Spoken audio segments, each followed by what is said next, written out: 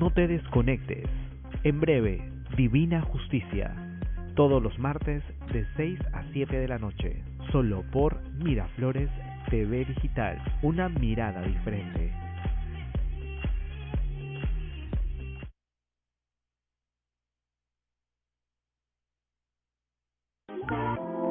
Porque la historia se escribe día a día. Porque la actualidad no espera. La información donde quiera que estés, en cualquier circunstancia, todos los temas.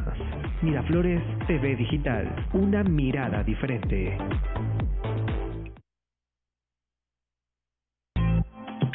Sus historias inspiran nuestro corazón. Su día a día es nuestra actualidad. Su cultura, sus luchas, sus éxitos. Miraflores TV Digital, lo que desea escuchar y ver, porque amamos lo que hacemos. Miraflores TV Digital, una mirada diferente.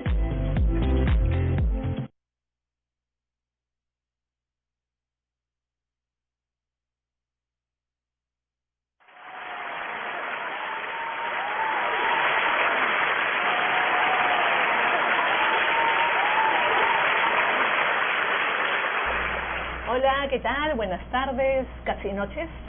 Acá en Miraflores TV Digital, en su programa Divina Justicia. Bueno, yo soy Rocío Cano Guarinoni, como todos los martes de 6 a 7, dándoles información actual, política, derecho. Acuérdense de compartir en el Facebook, en el Twitter, @Miraflores TV 82, Instagram Miraflores TV Digital, y en el WhatsApp nos pueden escribir mensajitos o asesoría legal, lo que prefieran, en el 967-231-109. También ese teléfono es para llamadas en línea. Bueno, estamos acá como todos los martes con invitados espectaculares, ¿no? Y ahora, bueno, teniendo en cuenta la coyuntura política en la cual estamos andando ya hace más de un año, ¿no? Que las obras públicas del Estado casualmente están manchadas por corrupción, por OAS, por Odebrecht. Ahora hemos invitado a una doctora que se llama Carla Gaviño, que le voy a dar un fuerte aplauso. Que ella es, bueno, abogada, magíster, es docente de gestión pública también, bueno, y tiene un montón de titulaciones con respecto a lo que son obras públicas, contrataciones con el Estado también, sí, gestión pública, y nos va a contar una manera diferente de financiar las obras públicas. O sea, no siempre se tienen que hacer con contratos con gente que bueno, que es corrupta y que bueno, nos agarraron a nosotros, bueno, no solo a nosotros, no a toda Latinoamérica, de una manera subversiva y bueno, hicieron lo que quisieran. Entonces, bueno, ahora la idea es limpiar todo esto y de una manera u otra tratar de tener obras públicas, tratar de tener inversiones para salir adelante económicamente y no bajar nuestro PBI, ¿no? Pero ¿cómo? Puede ser también con impuestos. Eso es lo que nos va a tratar ahora nuestra entrevistada del día de hoy, la doctora Carla Gaviño. Bienvenida, Carla. ¿Cómo estás? Muchas gracias, Rocío. Encantada de estar acá en tu programa Divina Justicia. Gracias también a Miraflores Digital. Efectivamente, yo he venido para conversar contigo y con todos los televidentes el tema de las obras por impuestos, ¿no? Me gustaría empezar un poquito señalando qué es lo que vamos a conversar. Vamos a hablar de los 5 principales momentos en el desarrollo de las obras por impuestos. Me estabas comentando. Sí. Ajá. Las obras por impuestos tienen en realidad ya 10, casi 11 años de vigencia. Empezaron en el 2008. Pero a lo largo de su historia hemos tenido 5 momentos principales que han permitido su desarrollo. Y estos momentos han coincidido con un mayor nivel de ejecución de la inversión pública realizada mediante obras por impuestos. Pero para empezar, ¿de qué estamos hablando, no? ¿Qué son las obras por impuestos de manera sencilla? Tradicionalmente, como bien señala Rocío, la forma de ejecutar los proyectos de inversión pública puede ser mediante administración directa o indirecta. Dentro de la indirecta tenemos la contrata, las APPs, otras modalidades más y ahora las obras por impuestos, que consisten en su modelo... Esto tiene más o menos, tiene 11 años, me parece, ¿no? Ya va a cumplir 11 años, sí. Va a cumplir 11 años. Ahora en mayo, sí. Ahora, pero se lleva a cabo, o sea, ¿la gente efectivamente realiza obras por impuestos? Mira, por lo menos hasta el año pasado, teníamos más o menos 4.000 millones de soles ejecutados mediante cerca de 350 proyectos mediante obras por impuestos. Nuestros impuestos, sí, efectivamente, si nosotros pagamos impuestos como se debe hacer y como regularmente lo deben hacer todos los países y todos los ciudadanos en los países, miren que nosotros podemos obtener obras públicas hechas por nuestros impuestos, es decir, nosotros siempre pensamos que los impuestos se van al bolsillo de alguien. Bueno, no, en este caso, bueno, el Estado ya hace 11 años que va a cumplir, ¿no?, con la nueva ley, ¿no?, y efectivamente ya da la oportunidad de agarrar los impuestos para invertirlos en obras públicas. Claro, yo quisiera explicar acá un poquito el mecanismo, ¿no? Tenemos por un lado a la entidad pública, imaginemos un gobierno local, un gobierno regional, que sacaba en el modelo tradicional de las obras por impuestos un listado de proyectos de inversión priorizados, los cuales le interesaba realizar con participación privada, con un apoyo en el financiamiento por parte del empresariado privado. Estos proyectos de inversión que habían sido formulados, diseñados por la entidad pública, priorizados por ellos, eran puestos en una lista para que los privados interesados se aproximaran y mediante un proceso de selección de acuerdo a las normas de obras por impuestos, que no son las de contrataciones del Estado, pudieran postular y ganar uno de los proyectos. Casualmente eso es lo que te iba a preguntar. Esto estamos hablando de otra cosa, no estamos hablando de contrataciones con el Estado. Pero pero esas obras públicas sí son del Estado. Son obras del Estado, son colegios, son postas médicas, son proyectos de inversión. ¿Por qué no van a contrataciones con el Estado? Porque el financiamiento y la ejecución va a estar a cargo de una empresa privada con recursos privados seleccionados mediante este mecanismo previsto por la ley. En contrataciones con el Estado, los contratistas también pueden ser privados. Pero el financiamiento es público. Lo que ocurre acá es que... Pero los impuestos también son públicos. Claro, lo que ocurre es que son los impuestos de la empresa. Si me dejas llegar a ese momento, cuando yo, siguiendo con el momento, ¿no? O sea, primero tengo mi lista, yo empresa privada digo, este proyecto me interesa, participo en un proceso de selección reducido, me lo adjudican, luego digo, ok, como tú ahorita, entidad pública, no tienes los recursos para financiarlo, yo con cargo a mis recursos privados voy a ejecutar el proyecto, lo ejecuto, te lo entrego y a la hora que te lo entrego tú me vas a hacer un certificado. Este certificado de inversión pública regional o local me va a servir a mí, empresa privada, para al momento de pagar mi impuesto a la renta, descontarlo. Del total que me tocaba pagar impuesto a la renta, esto que está en el certificado ya lo hice para esta obra, que puede ser un colegio, una posta, es decir, ya lo hice. Entonces me descuentan del impuesto a la renta. Pero no es una donación, en el sentido que si bien lo paga el privado con cargo a su impuesto a la renta, el Tesoro Público no deja de recaudar ese monto. ¿De dónde lo recauda? Del recurso público que va a recibir la entidad pública con cargo a su canon, sobre canon, regalías o venta de aduanas en el siguiente ejercicio. Entonces, al momento que me toca la repartición del canon... un año es el monto en el cual no reciben, pero sí se exonera de impuestos a la empresa. No es que esté exonerada, paga sus impuestos. Paga sus impuestos, pero bueno, entrega el certificado y en el certificado... ese monto se resta. Se deduce, claro. ¿no? Claro, es más o menos lo que hacen las grandes empresas cuando hacen fundaciones. Similar. Y bueno, y las fundaciones también hacen obras públicas. Sí, ahora, estamos en el tema de que no es una donación porque hay un repago público. No, en el momento que la ley contempla que le descuento del canon al gobierno regional o al gobierno local, el monto que está reconocido en el certificado como lo que gastó la empresa, ya hay plata pública que se repaga. ¿No? Tú al comienzo hablabas un poco de corrupción. Bueno, de manera general podemos decir que al momento que la plata que se está manejando en inicio, no, el recurso es privado, no hay tanto este riesgo al uso, ¿no? Porque ya está reconocido cuánto gastó específicamente.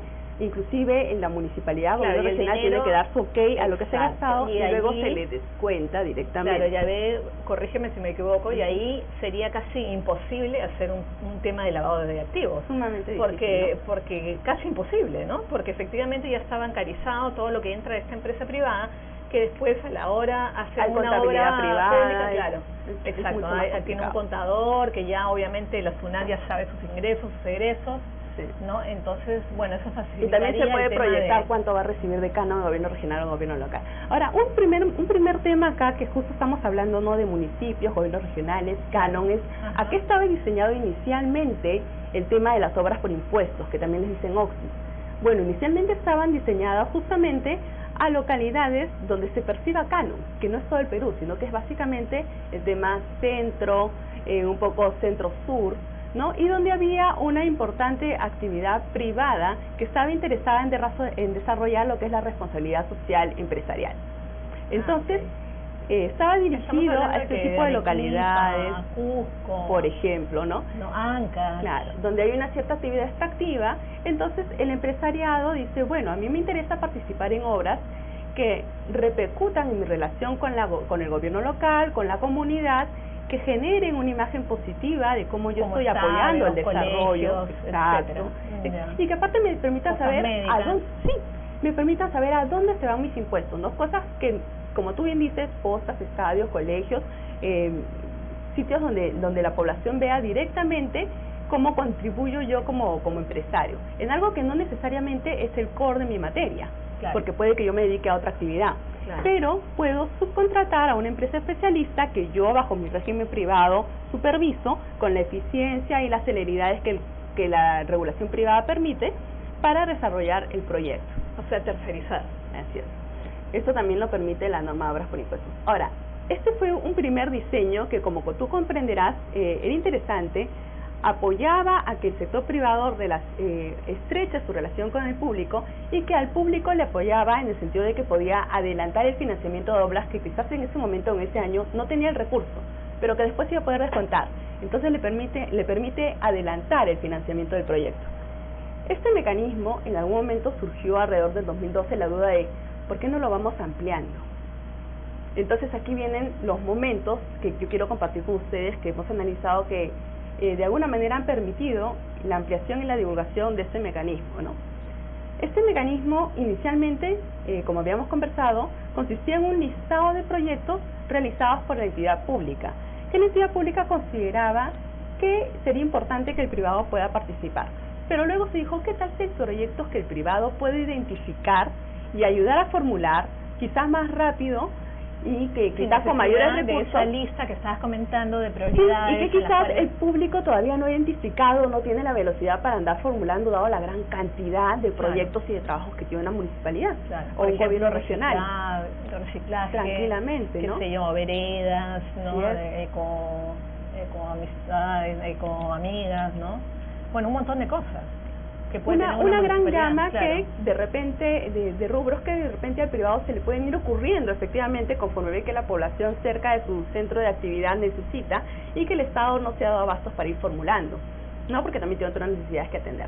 Entonces se permitió que el sector privado presente iniciativas de estudios de preinversión para que estos estudios la municipalidad o gobierno regional los recoja, los registre en el banco de proyectos del SNIP en esa época, ahora invierte.pe, con cargo a que si es que el proyecto va, se le reembolsen lo que ha gastado en el estudio de preinversión, ¿no?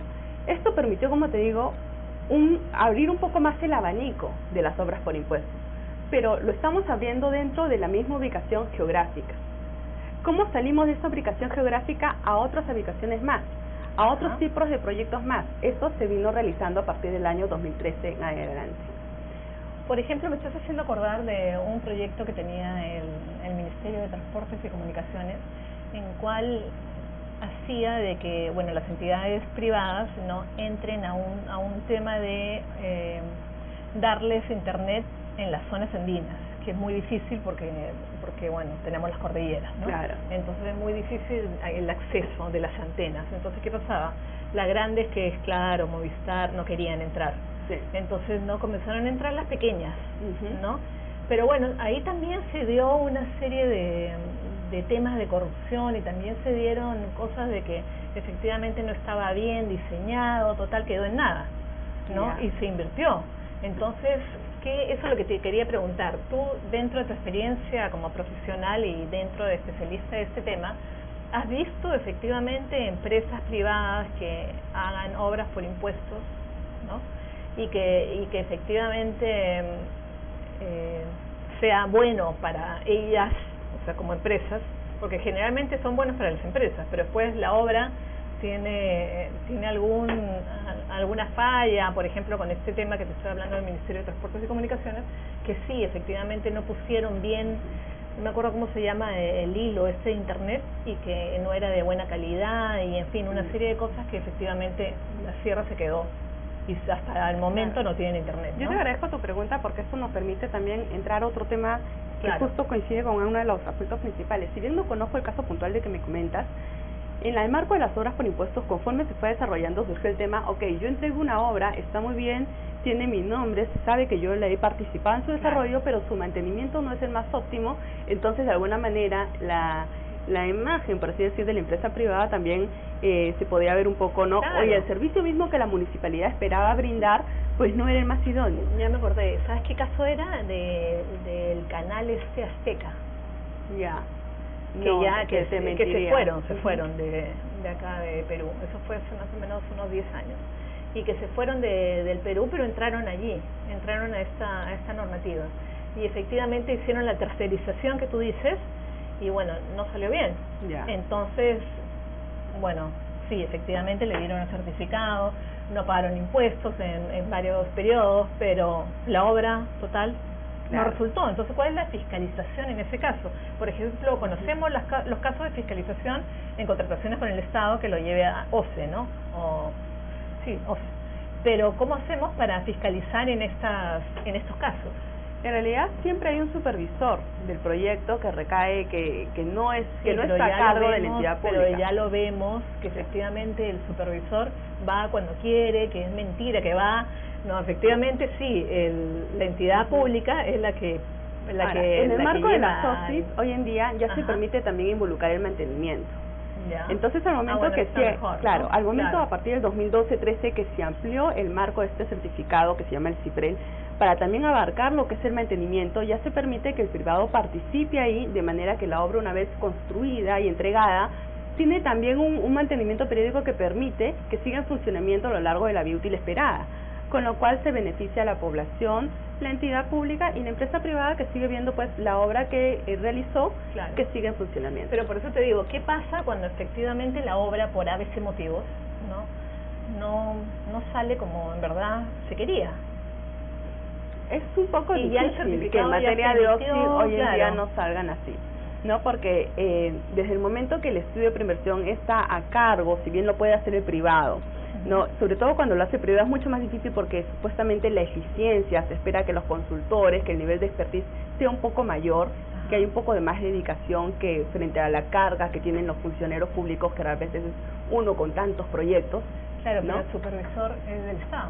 Sí, Por eso. el supervisor es del Estado. Y eso es lo que estamos viendo, ¿no? Lo vemos en los noticieros, que bueno, y el supervisor, bueno, nunca se apareció. Entonces se continuó la obra y se continuó una obra mal hecha. Entonces, ¿cómo hacemos? En contrataciones con el Estado, bueno, se está tratando de parchar, ¿no? La norma. Pero Sí. en esta norma, que en verdad es muy buena, ¿no? En teoría, nosotros tenemos normas espectaculares. Además, somos envidia de muchos países por las normas que tenemos. Bueno, te cuento que en en esta materia, inclusive en obras por impuestos, es un producto peruano, ¿eh? Claro. Que ahora se está claro. replicando en Colombia y en Paraguay. Claro, o sea, el es un arbitraje tema de que contrataciones con el Estado también. es nacional, ¿no? Y claro, no son temas así nacionales que la gente, los otros países nos tratan de copiar y sin embargo, sí, se ve muy lindo en el papel y en verdad es todo muy bien, está todo perfecto, pero a la hora de la hora no resulta como se quisiera. O la norma tiene un vacío o qué cosa es lo que está pasando efectivamente, ¿no? Sí. Ya cuestionando Bueno, un poco de la hecho norma. todas las normas son perfectibles, pero hay temas que exceden a la norma y que es la realidad, ¿no? Claro. Si bien yo no creo que sea tanto un tema de un vacío o en las normas de OSI, No, estoy preguntando, ¿no? sino que yo Claro. creo que, yo lo que creo es que es más un tema de la realidad práctica que en general, como tú has descrito, afecta a muchos proyectos, ¿no? El tema de la supervisión sobre todo también no solamente en cómo se ejecuta la obra, porque al final una OXI va a tener que ser recibida por la entidad pública y si no está bien realizada, pues no se emite el certificado o se ponen observaciones, o sea que al momento que lo estoy recibiendo, yo como público me estoy asegurando que esto es lo que yo esperaba, de manera que ese riesgo ahí debería estar mitigado. Pero también al momento que estamos revisando la supervisión con cuadernos de supervisión determinados, con entregas de certificados conforme se va realizando el mantenimiento, esto que es un poco como que es conforme se va entregando, permite de alguna manera que se pueda ir mejorando o se pueda ir identificando qué aspectos se tienen que ir mejorando o de alguna manera superando en tema del mantenimiento que se está dando. Entonces por ahí yo sí veo en el esquema de OXI una forma que se puede ir haciendo una especie de contrapeso en la cultura que tenemos de a veces no mirar cómo continúa el mantenimiento de la obra, ¿no? Claro. Porque si es, ya, yo estoy interesado en descontarlo de mi impuesto, no es un regalo, pero entonces házmelo bien, Claro. hazme el mantenimiento bien, porque si no, no hay certificado. Claro. Entonces, ahí yo creo que es ¿Desde poco. cuándo está el mantenimiento ya puesto? Si mal no recuerdo, es 2013, con un reglamento que salió. Ya bastante, claro. Sí. Ahora, un tema adicional que es interesante remarcar en el tema de obras por impuestos es que inicialmente en el diseño de la norma estábamos hablando de proyectos de infraestructura. Ajá. Cuando me hablaban de infraestructura y me hablaban de gobiernos regionales y locales y de zonas de canon, estaba siempre la figura un poco ceñida. Al momento que ya damos la iniciativa que el privado proponga, se abre un poco, pero cuando seguimos con el tema de la infraestructura, empezaron un poco algunas personas a preguntar ¿qué cosa es un proyecto de infraestructura? ¿Abarcan otro tipo de componentes, equipamiento, claro, etc.? En el reglamento se trató de poner mayoritariamente infraestructura. Surgían las preguntas. ¿Qué componente, qué se considera mayoritario? ¿Hasta qué porcentaje es mayoritario? Claro. O sea, ¿de qué número en adelante es y que cuándo no es? Claro, claro. Entonces se cambió eso en la ley, Ajá. se modificó la ley y se eliminó el tema de la infraestructura, de manera que ya abarca proyectos de inversión pública en general, ¿no? Otro tema bueno, importante, bien, claro, porque te abre el abanico y también la creatividad privada para participar.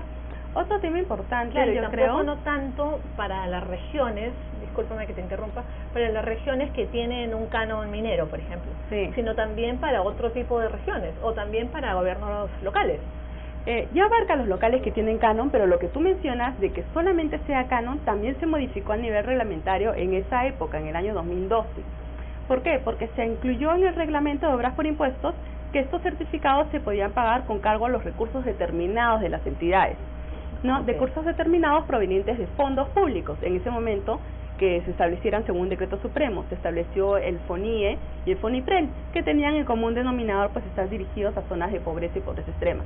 De manera que si estoy en una localidad donde no tenía canon, pero igual tenía necesidad de recursos, necesidad de proyectos, y recibía pues un financiamiento a través de un FONIPREL que me lo había ganado con un buen proyecto, podía una empresa privada ayudarme mediante el mecanismo, participar conmigo mediante el mecanismo de obras por impuestos. Entonces pero se tenemos empezó a ampliar un poco más. cantidad, ¿no? Yo creo que sí, que son muchos municipios que Sí, no reciben tenemos canon y un que están montón, en extrema claro, pobreza y en claro. situación de pobreza. Entonces, Sí, sí. esto de poder financiarlos con recursos determinados provenientes del fondo fue también un mecanismo de apertura. Y también pueden ser empresas de Lima que se dediquen a Que tengan hacer sucursales, obras, claro que sí. No, y aunque no tengan sucursales, también pueden hacer, ¿no? Obras por impuestos, pero en otras regiones.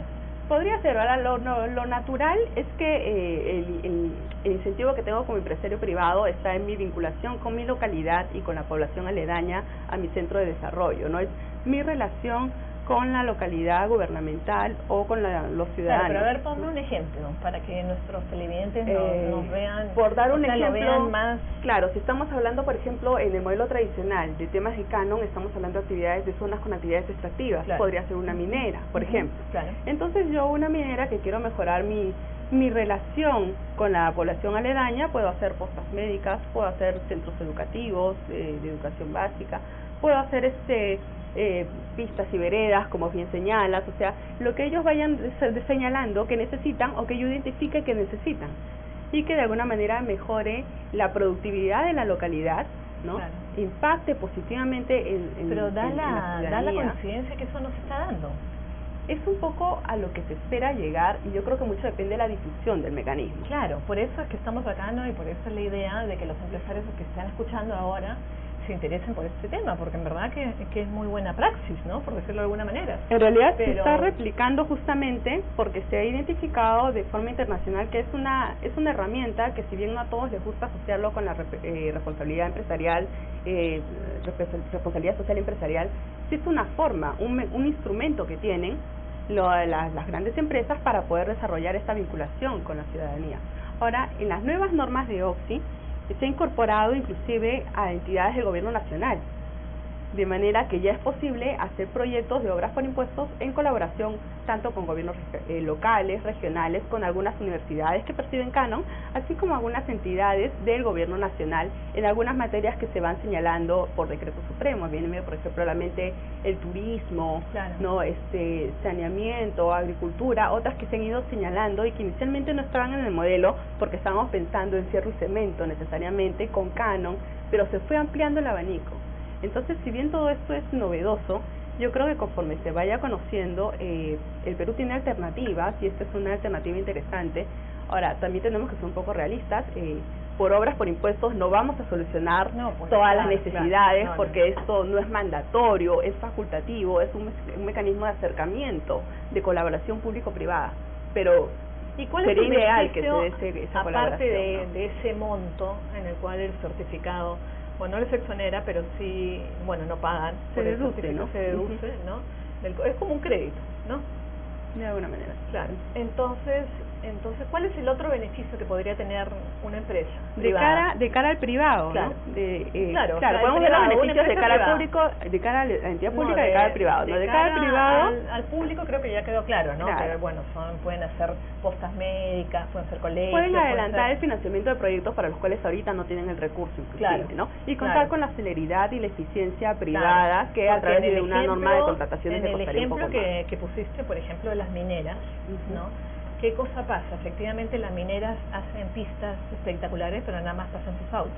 Claro. Y no es para la población. Pero al momento que estos son proyectos, aquí esto es un buen punto. Mira, al momento te entiendo porque tu la porque realidad no es donación. ¿Cómo hacer que no se vuelva un beneficio para la empresa porque no es donación? Claro. Porque estos son proyectos de inversión pública en el marco del Invierte.pe.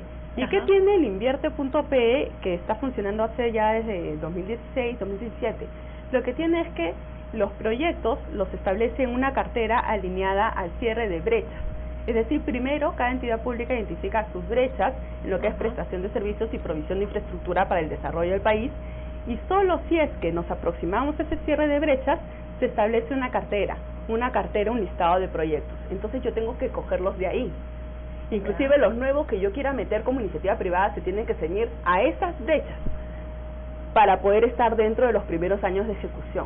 Entonces, al momento que lo vemos en su conjunto con el resto de sistemas que se están lanzando, pues yo creo que a futuro sería una apuesta interesante ver un mayor desarrollo de las obras por impuestos. Claro, bueno, eso es lo que hacen otros países, ¿no? Otros países tienen sus prioridades y ellos efectivamente saben cuándo se va a llevar a cabo, qué sé yo, la prioridad número 30. Claro. Entonces saben que va a ser en el 2025. Claro, son carteras, en el Invierte.pe son carteras trianuales. Claro. Estos son proyectos en el marco del Invierte.pe que se ejecutan con participación privada. Pero Invierte.pe es el caso que también que te estaba comentando, ¿ah? No tanto, porque esos que tú me dices, el Invierte.pe es de 2006, del SNI, ¿no? Entonces venían con un poco de Ministerio de Transporte. Claro, pero el Invierte como tal es un sistema que se ha empezado a poner en práctica en febrero del 2017. Entonces tú me estás hablando de un proyecto que se priorizó y todo lo demás con otras reglas. Claro, pero ¿no? Después se dio, sí, tienes razón. Claro, 2017 es muy poco tiempo, claro. Entonces, pero los nuevos proyectos que se hagan tienen que salir de estos listados. Claro, no de estas carteras. Eso está importante, eso es importante, claro. Bueno, Carla, muchísimas gracias. ¿Quisiera dejar alguna reflexión para nuestros televidentes? Bueno, finalmente agradecerles por su atención, agradecerte a ti, Rocío. No, gracias, sí, bienvenida. Y encantada de haber estado acá con ustedes. Muchísimas gracias, Carla. Gracias. Bueno, con ustedes nos vamos a una pausa y volvemos en unos segundos. Gracias.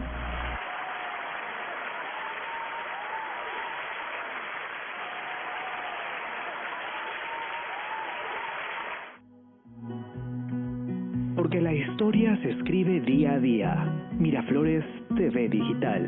Todos los temas para entender el mundo, para ver y escuchar el mundo. Miraflores TV Digital. Una mirada diferente. No te desconectes. En breve, Divina Justicia. Todos los martes de 6 a 7 de la noche. Solo por Miraflores TV Digital. Una mirada diferente.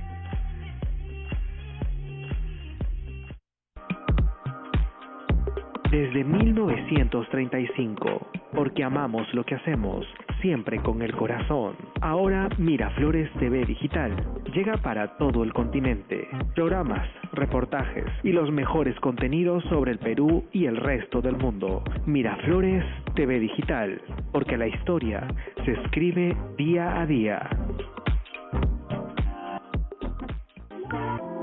Porque la historia se escribe día a día, porque la actualidad no espera.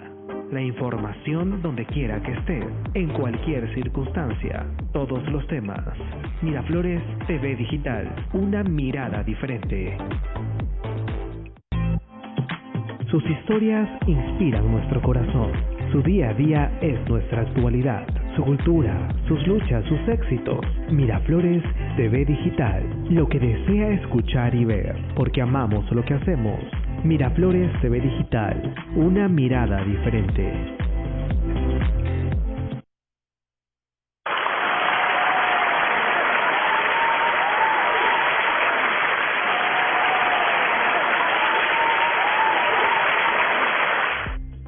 No te desconectes. En breve, Divina Justicia. Todos los martes de 6 a 7 de la noche. Solo por Miraflores TV Digital. Una mirada diferente.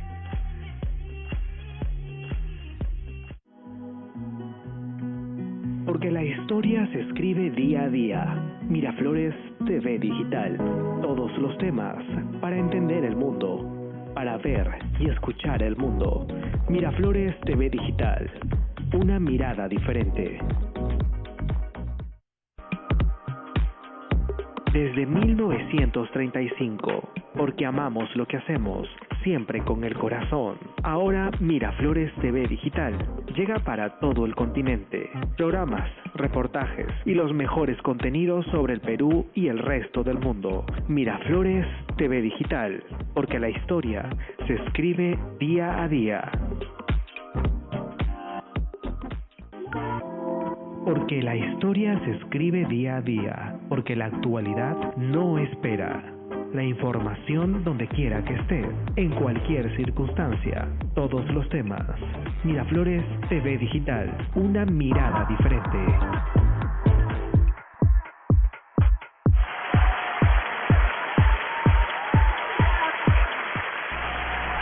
Hola, ¿qué tal? Ya estamos de vuelta acá en Divina Justicia de Miraflores TV Digital. Acuérdense de compartir en Facebook, en Twitter, @Miraflores TV 82, Instagram Miraflores TV Digital y WhatsApp 967-231-109. Son nuestras redes sociales, pongan like, compartan, también me pueden ubicar a mí en Divina Justicia con la doctora Rocío Cano Guerinoni para hacer cualquier consulta legal, cualquier consulta del tema de hoy o en general cualquier consulta que se les ocurra, ya sea legal o política. Bueno, ahora estamos con el doctor Walter Grados, que nos tiene nada más ni nada menos que una denuncia. Pero primero vamos a darle un fuerte aplauso. Muchas gracias, doctor, por estar acá en los estudios de Miraflores TV Digital. Sí, Rocío, buenas noches. Muchas gracias, bienvenido al programa. Y antes que nada quería preguntarle qué opina de 114 abogados que han rendido el examen para la Junta Nacional de Justicia y solo aprobaron 3. Mira, justamente estuve revisando los exámenes. Ajá, ¿no? yo también. Como todos los abogados lo hemos hecho. Me ¿no? parecieron fáciles, realmente me pareció fácil el examen. Pero lo que sí me llamó bastante la atención es que en el examen hay 4 preguntas para auditores. ¿Cuáles? 4 preguntas para auditores de control gubernamental y se debe entender que van a elegir a unos representantes para que ellos elijan a la vez a los jueces y fiscales o los ratifique. Exactamente. No van a designar ni van a ratificar auditores para que hagan ese tipo de preguntas. ¿No? ¿Pero cuáles son las preguntas de auditores? De control gubernamental. Sobre bueno, auditoría de cumplimiento. Pero ¿no? esas cosas las tiene que conocer un abogado, creo yo. Sí, pero tú sabes de que siempre los magistrados, digamos, las autoridades de la Junta Nacional de Justicia, más que todo están en la parte de ver la conducta moral, ética de cada magistrado. Y sobre idea eso de sacar el Consejo Nacional de la Magistratura al Jurado Nacional de Justicia era casualmente de que se habían dado cuenta de que había mucha gente no proba, ¿no? Por decirlo de alguna manera, y entonces tenían que cambiar a todo el mundo. Entonces ese fue el motivo, ¿no? Por eso nosotros fuimos después, mira, a las urnas en el referéndum y casualmente se aprobó. Después me he percatado que hay 2 preguntas iguales y con las respuestas distintas. Eso sí es un craso error, que de repente los postulantes no se han percatado. O sea, que pueden haber dos respuestas correctas o no, son 2 preguntas, 2 preguntas con la misma pregunta, pero las alternativas de respuesta son diferentes y las dan por aceptado. O sea, ahí prácticamente todos los postulantes tendrían un punto adicional, porque la Junta Nacional tendría que abonarle ese punto, ¿no? Porque muchos de ellos de repente se han quedado por un punto, y ese punto sería la salvación para ellos. Pero bueno, lo cierto es que... Que es la pregunta 45, 46, si no me equivoco. Ya, pero lo cierto del caso es que el valor del examen de conocimientos tenía un 30%. Así es. ¿No? Entonces, ahora lo que están diciendo es que vuelvan a hacer otro examen. O sea, hay personas que dicen, bueno, pero si van a hacer otro examen, ya los que no han aprobado ya no deberían de estar. Otros que dicen, no, sí, que volver a hacer otra convocatoria con otras normas, otras reglas. Entonces, en verdad, todo se ha quedado así en stand-by y lo único que se sabe es que va a haber otra. Sí, pero no se sabe si otro examen. Me parece que es otro concurso. Otro concurso. Me parece que es otra convocatoria, una convocatoria nueva. 2, digamos, nueva. O sea, eso quiere decir que los que no han salido aprobados también podrían entrar. Por supuesto que sí. Y los que no alcanzaron la oportunidad para inscribirse, ahora esta sería la oportunidad, ¿no? Para poder postular.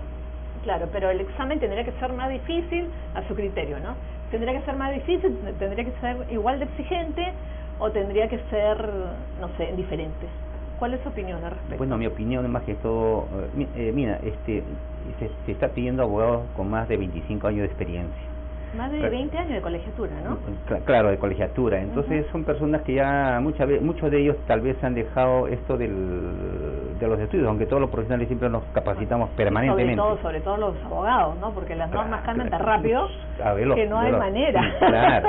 No hay manera de no capacitarse. Entonces, veía versar, yo creo, sobre las preguntas sobre derechos humanos, ¿no? Cuestión de criminalidad organizada con la que estamos viviendo, por ejemplo, de aquellos fiscales archivadores, te recuerda del caso de Ancash, ¿no? Y así... Pero a ver, estos señores de la Junta Nacional de Justicia se van a dedicar en ratificar, en elegir jueces y fiscales. Entonces o sea, es un puesto súper importante, ¿no? Para el futuro de nuestro Poder Judicial. Así es. Entonces, efectivamente yo creo, por eso es que yo no critico el tema del porcentaje que le han dado al examen de conocimiento, porque el examen de conocimiento es muy subjetivo, que digamos, porque uno puede estar nervioso, se puede equivocar, qué sé yo, ¿no? Pero no por eso es una cuestión de que no sabes o qué sé yo, sino puedes, no sé, puedes haber tenido un mal día y bueno, listo, no tuviste suerte, pero eso no significa que no sepas. Es más, han postulado muchísimas personas que en verdad son unos juristas. Sí, hay 3 maestros míos, por ejemplo, ¿no? Sí, está la doctora Rosa Mavilo León, está el doctor Cubas Villanueva, que ha salido elegido. Está la decana del Colegio de Abogados. También está el doctor Ramón Ramírez Erazo. Y conozco varios profesionales muy rectos, ¿ah? Claro. Todos los plenados son bastante rectos. Entonces, a mí eso sí me parece correcto, de que sea el 30%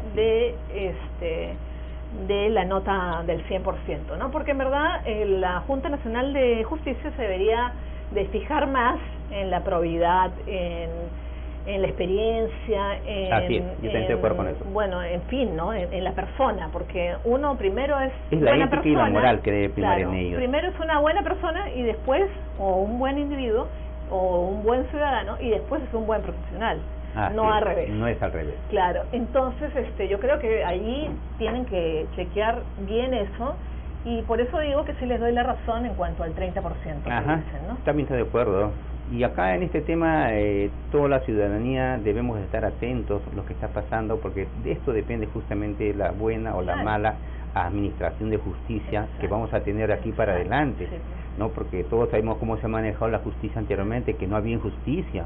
Todo ha sido casi impunidad. Sí, y actualmente es igual. Y justamente de ese tema vamos a hablar ahora también. Todavía no ha cambiado. Así, y de ese tema vamos a hablar ahora. Claro, a ver, doctor Walter Grados, estamos todos muy atentos a su denuncia. Cuéntenos, ¿qué pasó? Mire, justamente esto es una denuncia pública que la estoy haciendo, que posteriormente va a entrar dentro de la parte formal, ¿no?, a las entidades correspondientes. Se trata respecto a la designación del Contralor General de la República, ¿no? De mi punto de vista, he venido investigando en mis tiempos libres, ¿no?, y me doy cuenta que aquí ha habido una designación ilegal, una designación indebida y una aceptación, el actual, y una aceptación indebida del cargo de Contralor Público, del Contralor General de la República. ¿Por qué? Es más, el Congreso, la subcomisión del Congresal, ha omitido un paso muy importante que tiene que ver con justamente con la moral y la ética del Contralor propuesto por el Ejecutivo. ¿A qué debo señalar esto? Si bien es cierto que el Congreso, la comisión permanente, le encarga esta delicada función al congresista Percy Alcalá, le encarga para que revisen, evalúen la designación del Contralor Nelson Eduardo Chac Yalta.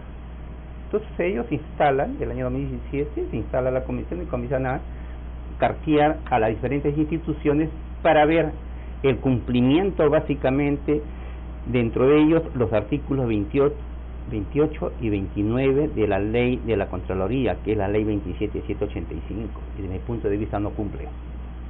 ¿Por qué no cumple? No cumple con los siguientes motivos. Nos está hablando del actual Contralor. Del actual Contralor. Ya, ¿por qué no cumple? Ya, mire, esta subcomisión remite un oficio 07 al fiscal de la Nación, ¿no? Que aquí lo tengo en la mano. Remite un oficio, el 07-2017, de fecha 13 de julio del año 2017, le solicita información al fiscal de la Nación, en ese entonces, al doctor Pablo Sánchez Velarde, para que le informe sobre las posibles denuncias que tuviera el candidato de ese entonces, el señor Nelson Chac. ¿Registra alguna investigación preliminar? Le solicita información. Sí. Y la Fiscalía de la Nación, a través de la Secretaría General, le contesta que esta situación tendría que ser informada en todo caso por el Poder Judicial. Por el Poder Judicial. Y que ellos no van a contestar. Así es. No. Mira, y le dice que el señor Nelson Chac tiene 11 denuncias, todas penales, por supuesto, 11 denuncias, de las cuales le dice la Fiscalía, 5 están archivadas y las 6 se mantienen congeladas en el tiempo y podrían estar archivadas, ¿no? Unas están con dictámenes, otras están con proveídos, otras están en trámite, y quedó en el tiempo. Y la Fiscalía le dice, señor congresista, usted tendrá que solicitar esta información al Poder Judicial porque allí se encuentra físicamente esos expedientes. Los expedientes, claro. Para mí eso es impunidad. Eso es impunidad, porque yo digo, ¿qué persona normal, no común y corriente tenga 11 denuncias? Claro, y perdóneme, nada más les adjunta las consultas. Sí, las denuncias y los casos. Claro, pero la consulta de casos es en la Fiscalía. Sí, todo eso es Fiscalía. Claro. Por esa razón que el secretario general le dice... No es juzgado. No, señor congresista... Pida al Poder Judicial. Claro. Y ese es un procedimiento que la subcomisión congresal tenía que haber efectuado, solicitar al Poder Judicial para ver si el señor Chac mantiene procesos en curso. ¿Y se pidió? Que es uno de los requisitos para el cumplimiento de la ley. Claro, ¿pero se pidió? No lo han pedido, por eso digo, han obviado ese paso. ¿Y cómo sabe que no lo pidieron? ¿Por qué? Porque me he revisado los oficios que ellos tienen, es más, ellos lo publican, toda la información que yo le digo, le estoy comentando en estos momentos, está colgada claro, en la página web, en el portal electrónico del Congreso de la República. Por transparencia. Por transparencia. Claro, está por la ahí, ley de transparencia. Así está colgado. Ajá. O sea, lo que he hecho es revisarme todos los oficios y no hay un oficio dirigido al presidente del Poder Judicial que le informe si es que el señor Chac tiene procesos penales en curso. Pero bueno, en todo caso, este es error del Congreso de la República. Por eso le decía ayer. Porque el Ministerio Público siempre, por lo menos de lo que yo veo, siempre cuando le remiten algo así, él dice, el Poder Judicial tiene que responder. Han omitido. ¿No? Hay y una nosotros. Hay una evidente omisión ahí de acto funcional por parte del Congreso en no haberle solicitado. Congreso, pero más no del Ministerio Público. No, el Ministerio Público cumplió. Claro. Pero ahora también, lamentablemente, la nueva fiscal de la Nación está recogiendo ese pasivo, porque ¿qué pasó con esas denuncias? son 5 denuncias, y son graves, que han quedado congeladas en el tiempo. Eso es impunidad. Claro. Ahora, si usted se fija, hay un delito también sumamente grave. Sumamente grave ese delito que tiene que ver con la violación a la libertad sexual, ¿no? Entonces esas cosas no pueden quedar así, que le digo, encarpetado. Eso tiene que ventilarse, tiene que resolverse, ¿no? Llegar a la verdad. Si me permite, doctora Rocío. 2017, ¿no? Sí, claro. Este es el mismo reporte de la Fiscalía de la Nación, y aquí está: violación a la libertad sexual. ¿Que eso no se ha dado cuenta el Congreso? Incapacidad de incapacidad de resistir. Esa es la parte agravante. Claro. A ese tipo penal. Peculado, retención indebida de pago. ¿Qué significa eso de libertad, de incapacidad de resistir?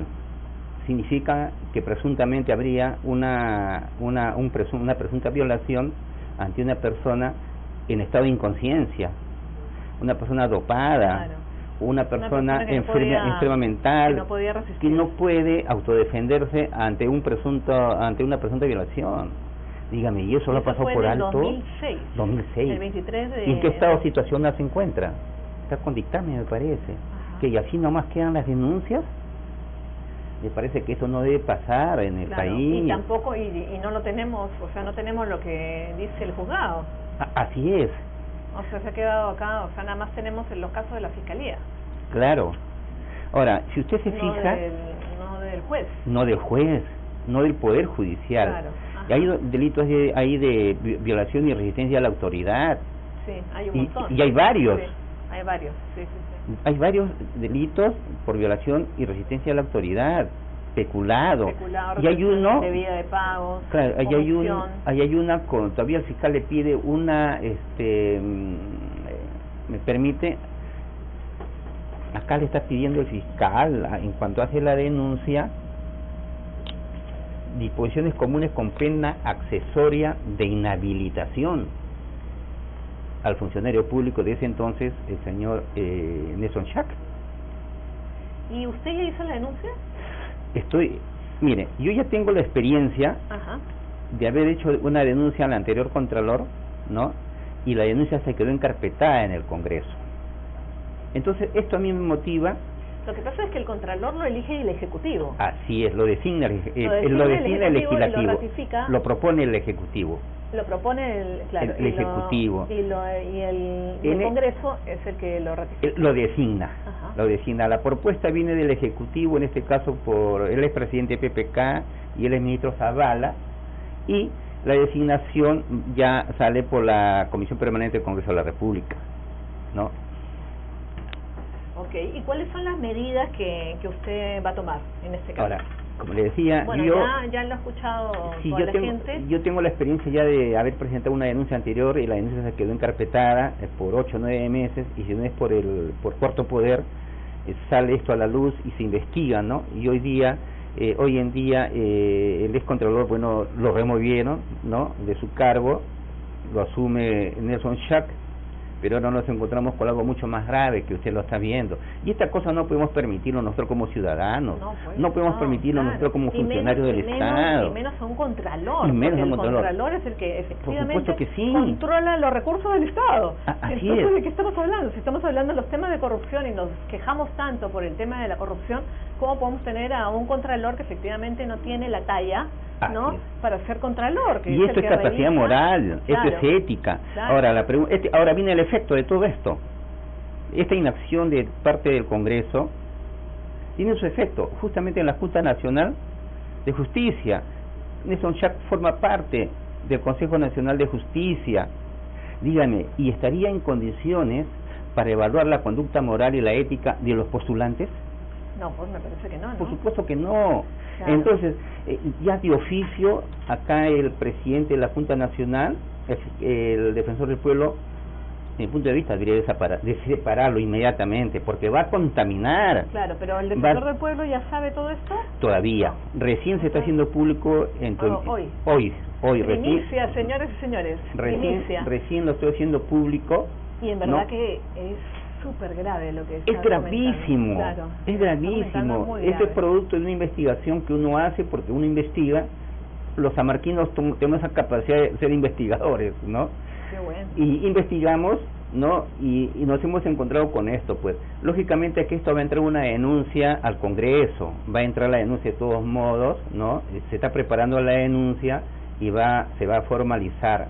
Ahora, gracias a los medios de prensa, yo pido que esto se haga público para que ya las instituciones del Estado no puedan encarpetarla. Claro. ¿Usted tiene copias de eso para que me deje? Sí, le dejo una copia, se la dejo esta. Yo lo voy repitiendo se la dejo. En los siguientes programas.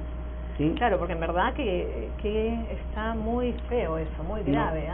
Ahora, eso es preocupante, ¿no? Ahora, mire, en la Contraloría actualmente se está llevando un concurso de ascensos. Okay. ¿No? Pero no hay los perfiles para que el personal pueda ascender de un grado a otro grado o de un nivel a otro nivel. Uno puede ascender en garrocha y no es justo. O sea que no hay meritocracia. Sino nada más que ascienden. Así es. Porque son amigos del Contralor, en todo caso. Podía ser, no lo sé. Pero mira, lo que yo me presenté a ese concurso y a mí me han inhabilitado por haber hecho una denuncia. O sea que acá viene otro tema: los que denunciamos somos sancionados. Justamente eso es para parar, pues, para amedrentar. Por eso que ningún compañero de mi institución denuncia lo que le voy a mencionar. No denuncian por el temor a los recortes laborales, como me ha sucedido a mí. Me han recortado varios derechos laborales. Pero sí, me presenté a este concurso, me admitieron. Pero luego me entero de que el examen había salido. Y acá está la carta que le remito al señor Contralor Nelson Eduardo Chaguialta, con fecha 5 de marzo del año 19, hace de conocimiento presunta irregularidad en la convocatoria interna. Y le adjunto los exámenes que había salido. Entonces yo porque yo no he dado el examen, le pregunto a varios compañeros, le digo: ingeniero, ¿qué le parece esta hoja? Dicen: Walter, esto es el examen. A otro colega, abogado. No entiendo, o sea, los exámenes habían salido de manera pública antes de No sabemos si es antes o después del examen, pero de ninguna manera debió haber salido el examen ni antes ni después, porque estamos en una carrera, en una competencia, y no tiene por qué salir ningún examen. Entonces esto se le hace de conocimiento al señor Contralor, y posteriormente comienzo a investigar al proveedor. De que hizo el concurso. Y esta cosa no debe pasar en la Contraloría, señorita Rocío, no deben pasar. La verdad no debe pasar en ninguna institución debe pasar. Privada tampoco. Privada tampoco. Pero está pasando. Imagínese, por eso vengo yo a denunciar públicamente. En la Defensoría del Pueblo, ¿no? Algo así. ¿Qué dice los términos de referencia de esta convocatoria hacia el proveedor? El proveedor debe tener una experiencia de 5 años. Esa es la condición para el proveedor. Pero cuando ya, al ver esta irregularidad, comienzo a investigar y veo que el proveedor recién se había titulado, es un psicólogo que recién se había titulado el 24 de julio del 2018. O sea, tenía un año. Un año, correcto. Menos de un año. Menos de un año. Fue en marzo, ¿no? La convocatoria. En marzo del año pasado. Claro. Perdón, de este año, ¿no? Claro. Sí. SUNEDU. Bachiller. Y bueno, y la respuesta de eso, que usted fue y mandó una carta, que ahí estoy viendo el cargo, también si después me lo puede... ¿Qué hicieron? Claro, ¿qué hicieron después de esto? Porque ya tenemos nada. Sí, ya, mire. 10 segundos. Sí, ¿y qué dice la ley del psicólogo?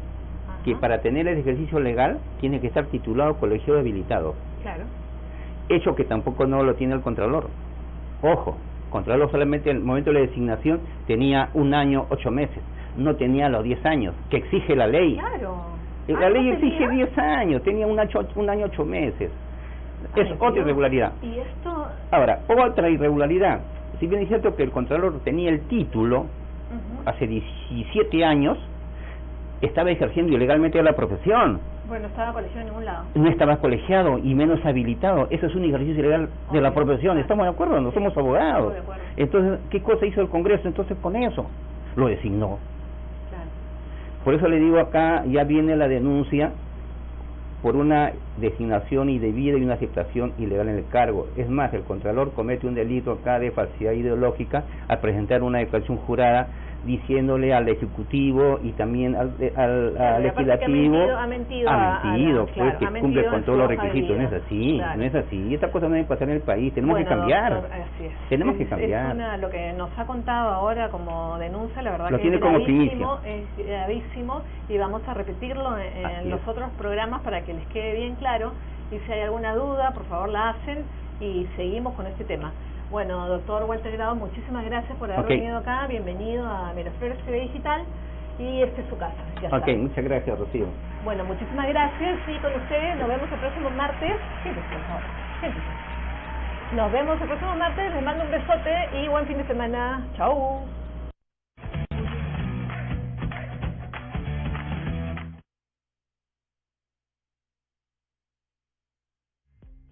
No te desconectes. En breve, Divina Justicia. Todos los martes de 6 a 7 de la noche. Solo por Miraflores TV Digital. Una mirada diferente.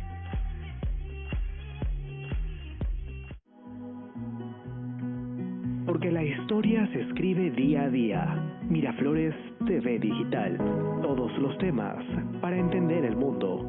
Para ver y escuchar el mundo. Miraflores TV Digital. Una mirada diferente. Desde 1935, porque amamos lo que hacemos, siempre con el corazón. Ahora Miraflores TV Digital llega para todo el continente. Programas, reportajes y los mejores contenidos sobre el Perú y el resto del mundo. Miraflores TV Digital, porque la historia se escribe día a día.